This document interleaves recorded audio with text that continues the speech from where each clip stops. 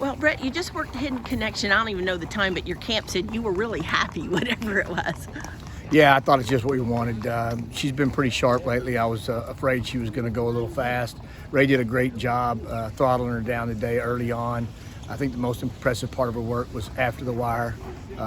She went, I think they caught her in like 50 and a fifth, but she galloped out. I caught her from the 3/8 pole to the wire in like 37 and out in 48 and change and out in 101 and change. So it's really just what we wanted. Nice, easy work, big gallop out, and hopefully she's good to go tomorrow. You talked about the difference between 2 races back and then the Fairgrounds Oaks. She showed you what you had been wanting to see. Now, what about from Fairgrounds Oaks to now?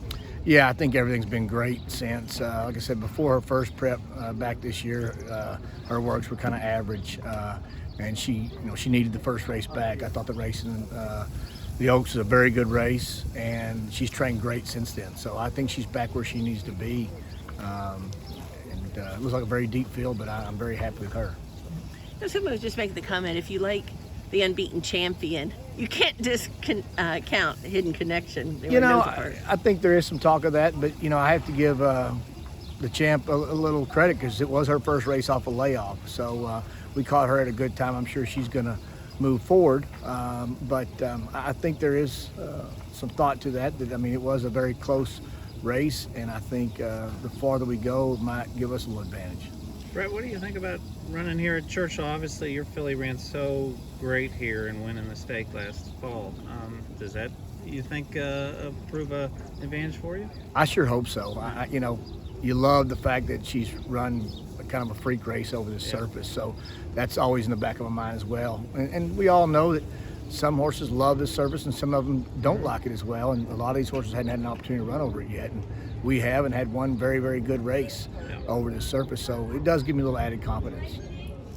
How do we, if you're a handicapper, you've got Nest that was very impressive in the Ashland. You've got Shug's filly Kathleen O, who's unbeaten, but you don't know the depth. You don't know the depth of any of these, except we know the depth in New Orleans. I think we have an idea of the depth that was in New Orleans.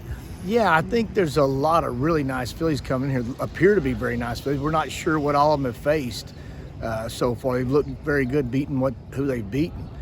So it makes it kind of a wide open affair when you put them all together. You don't know what some of them have faced.